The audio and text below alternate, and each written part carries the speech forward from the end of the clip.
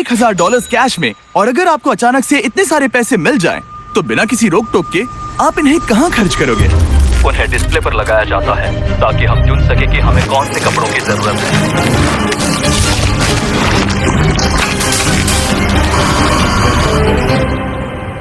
Uganda के rural इलाकों के लाखों लोगों के लिए ये पैसे अलग तरह से इस्तेमाल किए जा सकते हैं। इनमें से ज्यादातर लोग एक दिन का गुजारा सिर्फ $1 या $2 में करते हैं, जिसका मतलब है एजुकेशन लेना, एक बिजनेस शुरू करना, खुद का इलाज करवाना और इलेक्ट्रिसिटी मिलना तो यहाँ नामुमकिन सी बात है। तो मुझे लगता है सोल्यूशन आसान है, राइट? हम ये पैसे उन्हें क्यों नहीं देते? लेकिन फिर मुझे लगा इतने सारे पैसे जिन्होंने पहले कभी नहीं देखे, ऐसे लोगों को हजारों डॉलर्स देना बहुत ही गैर जिम्मेदारी होगी। इसलिए जब एक ऑर्गेनाइजेशन इस काम में मदद करने के लिए हमारे पास आई, तब एहसास हुआ कि और पता करने के लिए वहाँ जाना ही होगा। युगांडा एक खूबसूरत देश है और ये कुछ कमाल के लोगों से भरा हुआ है। पर जब भी पहली बार गिव डायरेक्टली इस प्रोग्राम के बारे में मेरे पास आए, तब मेरी शुरुआती रिएक्शन ये थी कि ये एक बहुत बुरा आइडिया है। मुझे लगा कि पूरे 1 साल की तनख्वाह जितनी रकम ऐसे लोगों को देना जो भयंकर गरीबी में जी रहे हैं, इसका अंजाम आखिर में बहुत भयानक हो सकता है। गिव डायरेक्टली एक स्ट्रिक्ट सिलेक्शन प्रोसेस के जरिए सबसे ज्यादा जरूरतमंद गांव की पहचान करते हैं और हर एक परिवार को साइन अप करवाते हैं।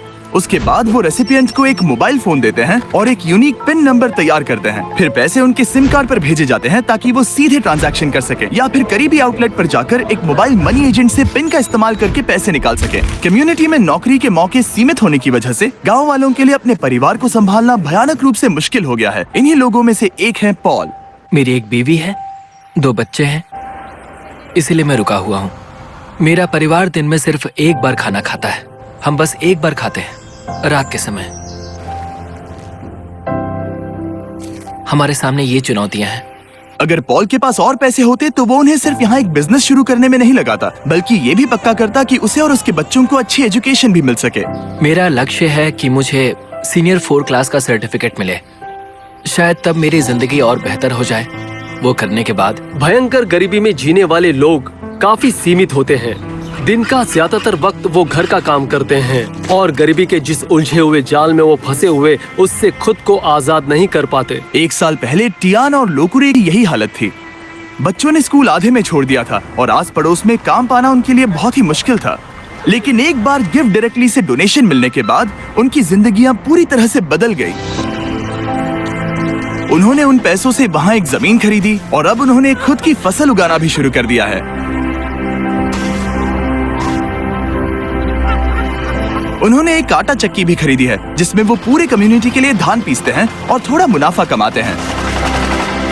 अब वो उसी मुनाफे से अपने घर में एक दुकान खोलने जा रहे हैं। और उसके साथ ही अब लोकुरे ने गांव में एक फ्यूलिंग स्टेशन भी शुरू कर दिया है। ये प्रोग्राम उस बात की जिंदा मिसाल है, क्योंकि ये एक ऐसी इकोनॉमी को बढ़ावा देता है जो बिजनेसेस बनाने में मदद करती है। पर अभी सीधे पैसे देने के आइडिया के बारे में मुझे थोड़ा डर लग रहा है। इसीलिए हम ये समझने की कोशिश कर रहे हैं कि क्या हमें किसी और तरह से मदद करने से फायदा होगा। इसलिए हम मिले सिल्वेस्टो से, जो है एक local give directly field officer. मैं इसी समुदाय से हूँ, कारामोजा में काम करता हूँ। मैं यहीं पैदा हुआ और पला बड़ा हूँ। तो अब मेरी कहानी बताता हूँ। जब मैं बड़ा हो रहा था तब मैं स्कूल में था। ये तब हुआ जब मैं सेकेंडरी स्कूल में था। आगे की पढ़ाई के लिए मेरे माता पिता पैसे नहीं जुटा पा रहे थे, तो मेरी पढ़ाई के लिए उन्हें हमारा घर बेचना पड़ा। और वो मेरे लिए मेरे सपने को बेचने जैसा था। ये मेरी यादों को बेचने जैसा था। गरीबी की बात करें तो सबसे मुश्किल गरीबी सपनों की गरीबी होती है। गिव डायरेक्टली के साथ जुड़ने के बाद एहसास हुआ कि ये उन चैरिटीज से काफी अलग है जिनके साथ मैंने पहले काम किया था। गिव डायरेक्टली हमें पैसे देते हैं और जब किसी समुदाय में पैसे जाते हैं तब उनके बिजनेस को बढ़ावा मिलता है। इन पैसों से वो अपनी जरूरतें पूरी करने में सक्षम हो जाते हैं। लोग यहाँ गरीबी की चपेट में हैं, इसलिए नहीं कि वो कोशिश नहीं करते या फिर वो काबिल नहीं है। वो इसलिए गरीबी में फंसे हुए हैं क्योंकि यहाँ मौके कम हैं। इन्हीं लोगों में से एक हैं जोसेफ, इस गांव के मुखिया। कुछ लोगों की जमीन है पर वो बहुत दूर है, इसीलिए हमें कुछ पैसों का इंतजाम करके कहीं और जाकर जमीन खरीदने की जरूरत है। हम घास से घरों को बनाते हैं जिसे दीमक बहुत तेजी से खा भी सकते हैं और वो घर ज्यादा दिन टिक नहीं पाते। और अगले साल फिर से वही चीज, घरों को तोड़ो, फिर से बनाओ या फिर उन्हें ठीक करते जाओ। पर घर उन कई समस्याओं में से एक है जिसका ये गांव सामना करते हैं। भूखमरी, गरीबी और एजुकेशन की कमी गंभीर रूप से इस पूरे कम्युनिटी को पीछे ढकेल रही है। गांव को संभालने के अलावा भी जोसेफ पर एक और बोझ है। जोसेफ को कुछ सीरियस हेल्थ कॉम्प्लिकेशंस भी हैं। कुछ साल पहले इन्हें एक स्ट्रोक आया था जिससे ये कमजोर पड़ गए हैं और पैसे ना होने के कारण हेल्दी रहने के लिए इन्हें जिन दवाइयों की जरूरत है उन्हें खरीद नहीं पा रहे। यहाँ पर जीना बहुत मुश्किल है। पता नहीं मैं बच पाऊंगा या फिर नहीं। मैं सच में नहीं जानता क्यों स्ट्रोक एक बहुत ही गंभीर बीमारी है। क्या पता, मैं नहीं जानता।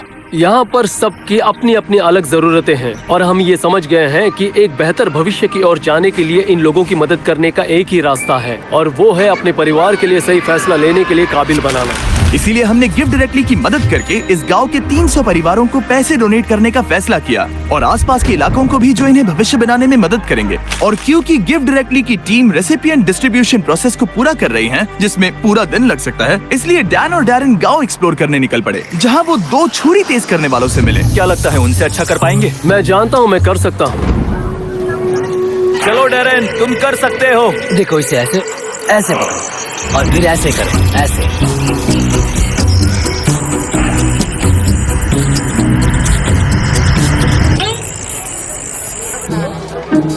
और अब होगा एक फाइनल टेस्ट। क्या वो मुर्गी लाने वाले हैं? नहीं नहीं, वो मुर्गियों को बिल्कुल नहीं लाने वाले।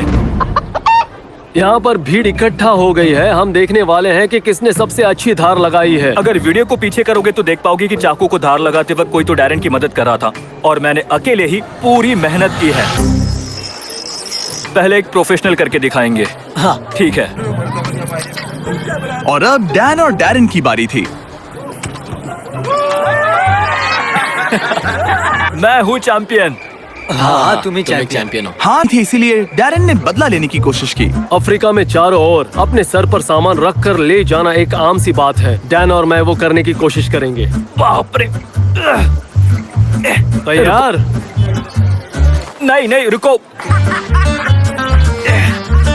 तुम ठीक हो? क्या तुमने हाथ हटा दिए? हाँ। तुम ये कैसे कर रहे हो? ठीक है। तैयार हो?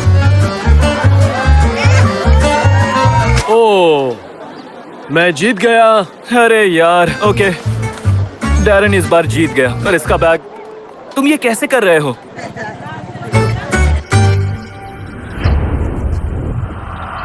और अगले ही दिन वक्त था डिस्ट्रीब्यूशन का। आखिरकार वो पल आ ही गया। सारे पैसे करीब 10 मिनट्स में ट्रांसफर होने वाले हैं और आखिरकार इन सभी लोगों को वो मौका दिया जा रहा है ताकि वो गरीबी से बाहर आ जाए जिससे ये पूरी जिंदगी लड़ते आ रहे हैं। पर गांव में सभी लोगों में से जोसेफ सबसे ज्यादा फिक्र में थे। उन्हें पता था कि इन पैसों से उनकी और उनके परिवार की जिंदगी बदल सकती है। यही वो पल था जिसका इन्हें इंतजार था। पूरी कम्युनिटी घबराई हुई थी और साथ ही एक्साइटेड भी।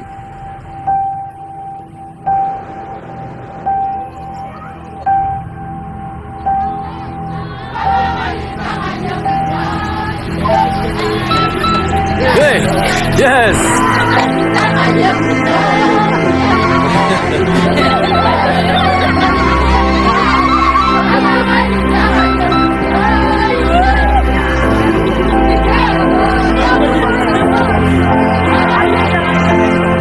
ये वाकई में कई जिंदगियों के लिए बदलाव लाने वाला पल था। ये मौका सिर्फ इन लोगों को ही नहीं मिला बल्कि इनके बच्चों को और उनकी आने वाली पीढ़ियों को भी मिला है। गिव डायरेक्टली के साथ मिलकर हम इस गांव के हजारों लोगों की जिंदगियां बदलने में कामयाब हो पाए।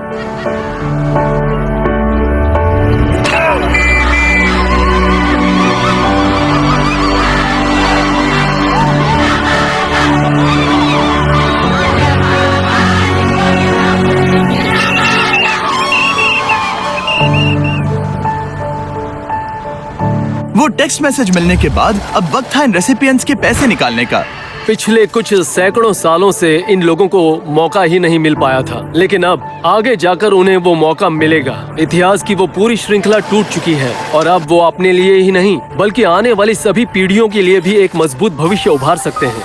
और कुछ लोगों ने उन पैसों को सही जगह इस्तेमाल करना शुरू भी कर दिया, जैसे कि रूथ इस बात की शक्तिशाली मिसाल है कि ये पैसे क्या साबित करने की क्षमता रखते हैं। गिव डायरेक्ट से पैसे मिलने से पहले मैं मेरे बच्चों को सहारा नहीं दे पा रही थी। मैं उनके लिए दवाइयाँ भी नहीं ले सकती थी। मैं बस एक हाउसवाइफ थी, इसलिए जिंदगी बहुत मुश्किल थी। पर ऐसे हालातों के बाद भी रूथ ने गिव डायरेक्टली से मदद लेकर अपने सपने पूरे करने की ठान ली थी। उसे अपने उन सपनों को पूरा करने का मौका दिया गया था जिससे ये अपने आप को और अपने बच्चों को एक उज्जवल भविष्य की राह पर ले गई।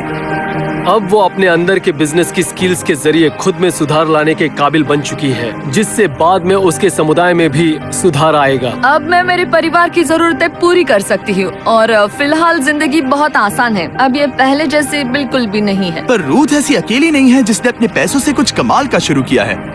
मिलिए आयुमा से। इन्होंने अपनी पूरी जिंदगी एजुकेशन में लगा दी है। सालों कड़ी मेहनत करके एक एक पैसा जोड़ने के बाद इन्होंने जमीन खरीदने के लिए पैसे इकट्ठा कर लिए और गिफ्ट डायरेक्टली से मिले पेमेंट की मदद से ये यहाँ बना पाई कुछ क्लासरूम्स, टॉयलेट्स और यहाँ तक कि इन्होंने 7 टीचर्स भी रख लिए और आज इस स्कूल में 200 से भी ज्यादा बच्चे पढ़ रहे हैं।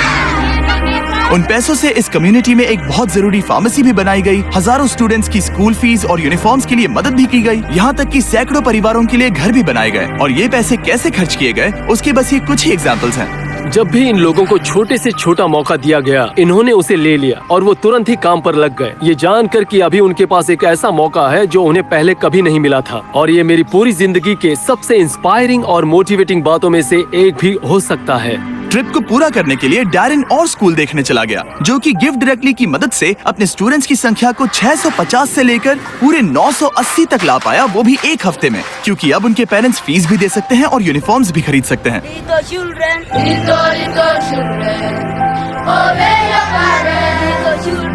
आप गड़गड़ाहट की आवाज सुन सकते हो, तब असल में बारिश शुरू हो गई थी। पर जैसे ही बच्चों ने गाना गाना शुरू किया, वो बादल हट गए और यहाँ पर उजाला हो गया। ये बहुत ही कमाल का अनुभव था।